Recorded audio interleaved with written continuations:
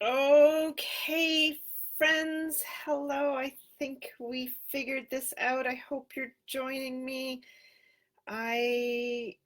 Tech and me, well, we're just trying to figure these things out together. It's not on the site that I wanted it on, so I hope you'll find me here. I don't even know how this works. Um, yeah, I'm gonna just give it a second while I wait for all of my friends to come join me here because yeah, I, we're going to learn these tech things together, and this is my journey, and I'm going to figure it out as we go. And if you are following, thanks for sharing it with everybody. And if you're here, I'm so happy you're here. And um, yeah, I'm going to figure this out as we go. So, um, thanks for popping in and joining me here today. I'm so happy to those of you who are coming in and saying hello and meeting me on this live platform. This is my second time doing this, and I thought I would give it a try and see how we do. So, hello, everybody. My name is Lisa Bayless. I am a high school teacher and counselor in the Victoria area, Victoria School District area. I'm also a mindfulness teacher. I run a program called Mindfulness for Educators with my wonderful friend and colleague Stephanie Curran, where we teach mindfulness to educators so that they can truly embody the practices for themselves before they then go and teach it to their students. And then I'm also a mindful self-compassion trained teacher, and this is probably one of those things that just fills up my cup the most. And I love helping educators find ways to support themselves and to learn ways to really meet themselves with some kindness and tenderness.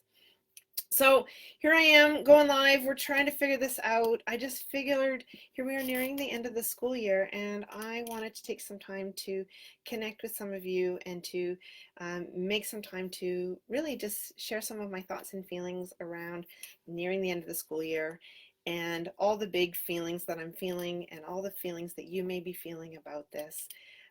So thanks for jumping in and joining me here today. I'm really happy. Sorry if you found me the long way around. This whole Facebook thing, I'm learning. We'll figure it out together. Anyways, today I want to talk to you about something that I've called the pandemic pendulum. As my son would say, dun dun dun. Really, it's about those huge swings, right? The pendulum swings of feelings. And I don't know about you, but there's been so many different feelings going on in my life, and I just want to talk about, why it's really important that we feel them all and we go through it all together. So this really started for me at the end of March, beginning of April, when we didn't go back to school. And it was really hard. And I started having huge swings of feelings, from huge moments of grief and sadness and fear. And then within moments, whoosh, I was swinging over and also feeling huge moments of gratitude and happiness and like concepts of just feeling so safe with my family and that I had this time with them. And I started to see these swings. And, a pendulum, something causes it to go into motion, right? And then gravity just kind of takes it until it eventually finds its way and it slows down. And this is what happens with the pendulum. And right now, I think this is what's a little bit happening with our feelings too. And so what happened in early April for me, I started having these huge feelings of swings of emotions. We were away from our students. I was home with my kids. I was trying to homeschool them. And it was just a real new journey along that path. And the feelings were really big. And then, I don't know, gravity sort of slowed down and my pendulum swings got a little bit less. I don't know about you, but maybe you felt that too. And then the last couple of weeks, I don't know, those swings are huge again, right?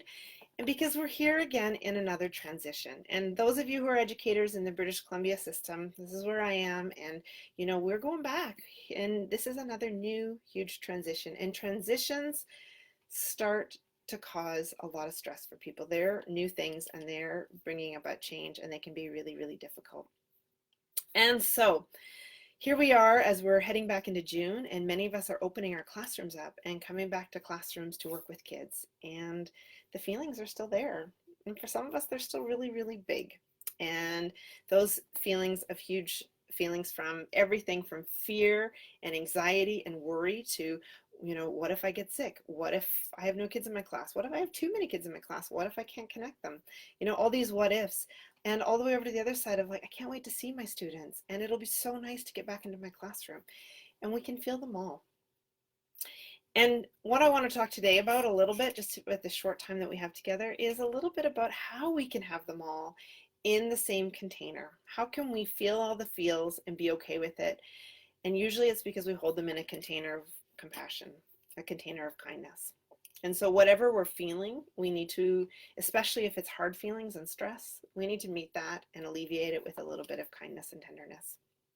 So I'm so glad you're here. I want to talk a little bit about some of those feelings and what it means to have the hard things that are happening for us. I don't know about you, but a lot of struggles and stresses happening in my life. And I know that I tend to be overreacting and stressing out quite a bit right now. In fact, even today, I had a really nice epic battle with my 10-year-old, and I showed up and I started shouting and he started shouting, and that's just not us. And it was really hard for me.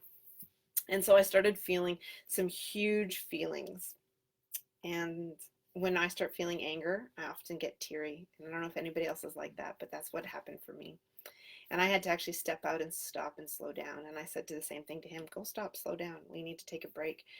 And what I started to do is sit with my feelings a little bit because, Dan Siegel says we got to name it to tame it and then feel it to heal it. And I want to talk about that with you today, is this concept of naming our feelings so that we can actually understand what's going through them.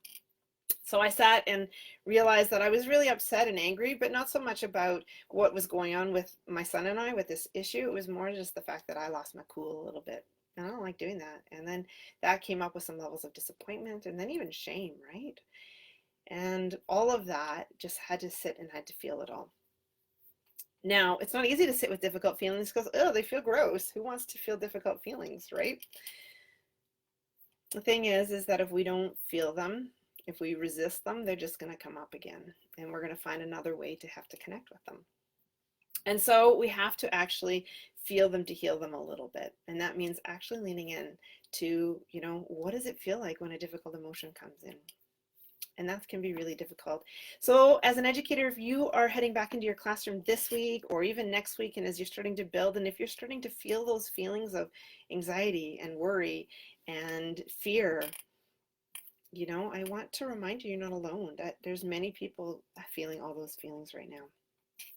When transitions come up, we tend to go into fear brain. And that's because we have this thing called a negativity bias. And so Rick Hansen calls it like the negativity bias. The negative thoughts stick to us like Velcro. And for many of us, this is what's happening. And I'm on chat lines and I'm talking to different teachers and I'm checking in with educators across BC. And there is a lot of worry happening. And our fear response is really, really high. Sometimes the best way to get through our fear response is actually to step through it and to enter into our classroom and to see what it's like and to follow through and to go into things. Sometimes it's actually having some really strong boundaries. Only you know what that's going to be. But the biggest and most important thing we need to offer ourselves right now is the opportunity to slow down and actually figure out what is it that's really scaring us and worrying us and making us upset. And hey, maybe it's the fact that there's still this disease, this COVID that's going around. Now it hasn't gone away, but we've heard that our medical system is safe enough to be able to handle if more people get sick. Now that may create more of those pendulum swings for you.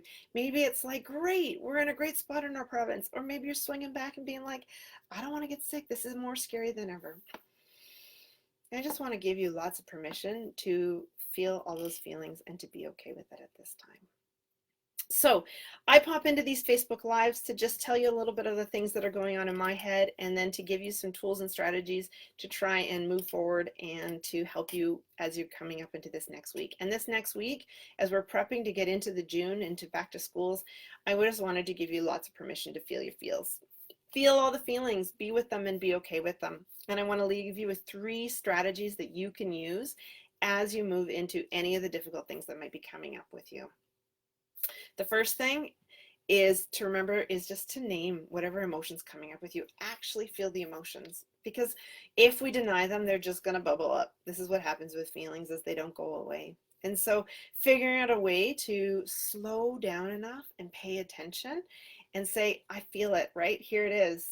Yeah, I'm feeling this feeling. It's hard. It's difficult. I'm angry. I'm upset. I'm scared. I'm really excited. Whatever it is that you're feeling, allow yourself to go through it. So slowing down and really feeling it. Second thing I want you to remember, so first, naming it, acknowledging it, paying attention, being with whatever's going on. Second, you're not alone. We are all feeling this right now across BC, and there is a huge worry as we head into what might be coming. And we don't have answers to that. In fact, I love it. My admin, in their amazing way, said we're building a plane as we're flying it right now. We are trying to acknowledge this whole traveling through a pandemic and getting back to schools in the best way possible. So giving ourselves lots of permission to recognize that whatever it is that you're feeling, you're not alone in that. And that actually, whether you're in this province of British Columbia, across Canada, across the world, we're all starting to find ways to reconnect and engage with our kids. And all that comes with a lot of worry and stress sometimes. So you're not alone. You're going to pay attention to what's going on. And then here's my favorite, last but not least, please, please, please meet whatever you're feeling with just a bit of tenderness and gentleness, even some kindness. And if that feels awkward and you're not quite sure what that means, perhaps thinking about walking across the hall and meeting a colleague who you care a lot about, who's a dear friend of yours, and that colleague is really, really struggling with a whole bunch of feelings just like you're feeling. And I want you to think, what would you say to them? What kind of voice and tone would you use? How would you greet them? Probably with a gentle tone and some kind words and a little bit of tenderness. And then that lovely invitation to just offer that back to yourself during these times. So teaching and being an educator in a pandemic, so difficult. I know it. I know that it's difficult and you're not alone. And I just wanted to give you that opportunity and that permission, as maybe you're also feeling these pandemic pendulum swings from one side to the other. Maybe you're also just holding all those feelings. And one of the things I want to invite you is you can hold them all in the container of compassion. When you hold your feelings in a permission with some tenderness and gentleness, whether it's difficult or easy feelings, they can all be present. As long as you continue to pay attention to them, name them, know that you're not alone, and then meet some of those feelings with a bit of tenderness. Maybe say to yourself, this is hard right now, but I'm not the only one who feels this way. Educators across the world are having a hard time right now. And just for this moment, may I know that I can do this. I know you can do this. So I hope that you can continue to go through this journey. I'm going to keep trying to show up and have some thoughts every Monday for the rest of the school year till the end of June. I'm really thrilled that some of you jumped in and joined me today. Thank you for sharing this out with your other educator friends and your colleagues. I'm going to post it on my YouTube channel, and you can find me at lisabayless.com. And I'm just really happy that we continue to support each other and connect and give ourselves lots of permission to go really slowly and gently through this. Go slow, do the next right thing, and you can make this next transition as easy as possible for you. I hope that happens. So thanks for jumping in. I'm going to stick around if anyone has questions or thoughts, but I'm just happy that you're here, and yeah. I'm really happy that you joined me today. So that's my few thoughts for today. I'm Lisa Bayless. I'm a high school teacher and counselor in Victoria. And join me every Monday, 4 o'clock. We're going to continue to have a few little thoughts, or I'm going to have a few thoughts, and I hope that you'll jump in and join me for those. Thanks for the love. Thanks for the connect. And thanks for sharing this out with your friends and your colleagues. Bye, everybody.